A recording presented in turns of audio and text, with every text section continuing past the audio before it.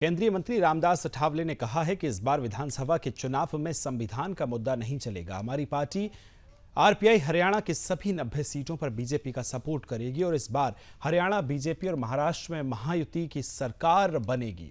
इन्हीं मुद्दों पर हमारे दिल्ली ब्यूरो चीफ सौरभ तिवारी ने केंद्रीय मंत्री रामदास अठावले से खास बातचीत की है। क्या कुछ कहा, सुनवाते हैं।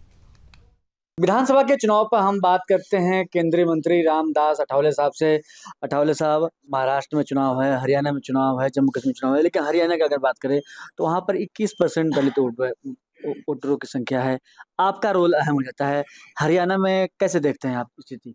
वैसे हरियाणा में दलित वोट की संख्या बहुत अच्छी संख्या है और वहाँ मतलब माननीय नरेंद्र मोदी जी के नेतृत्व में दलितों ने 2014 में, 2019 में और 2024 के लोकसभा चुनाव में भी दलितों ने बहुत अच्छा मतलब सपोर्ट बीजेपी को किया है। लेकिन मेरा अनुमान यह है कि वहाँ बीजेपी की सरकार 100% आने वाली है, क्योंकि लोकसभा में मतलब जिस तरह 2019 में पूरी 10 सीटें बीजेपी की लोकसभा की आई थी, लेकिन अभी चुनाव में संविधान का मुद्दा नहीं चलेगा। जिस तरह हरियाणा का डेवलपमेंट हुआ है, हरियाणा में मैक्सिमम पैसा पहुंचा है, मनोहर लाल खट्टर जी के नेतृत्व में बहुत सारे प्रोग्राम वहाँ हुए।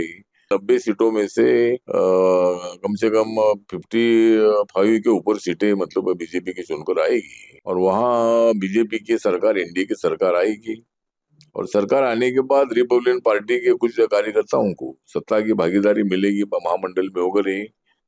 ऐसी बात वहाँ के जो प्रदेश अध्यक्ष है बड़ोले जी, उनके साथ हमारे रवि कुंडली जी जो स्टेट प्रेसिडेंट, उनकी बात हुई है।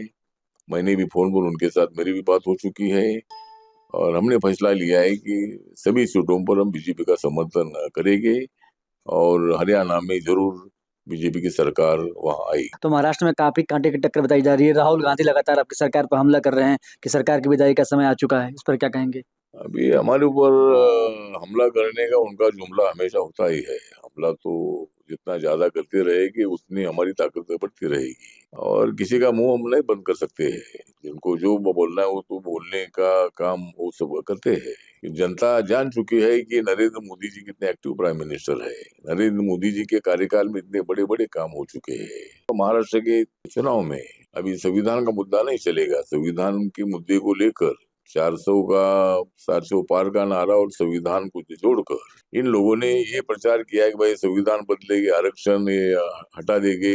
इसी तरह की बयानबाजी करने से मुझे लगता है कि हमारा भारी नुकसान हुआ था और लेकिन अभी संविधान का मुद्दा इस इलेक्शन में नहीं चलेगा, डेवलपमेंट का मुद्दा चलेगा। तो मुझे लगता है कि महाराष्ट्र में जो 288 सीटें हैं उसमें आरपीआई ने 10-12 सीटों पर चुनाव लड़ने का इच्छा व्यक्त की है और चर्चा के बाद कितनी फाइनल में सीटें छुट्टी है देखते हैं।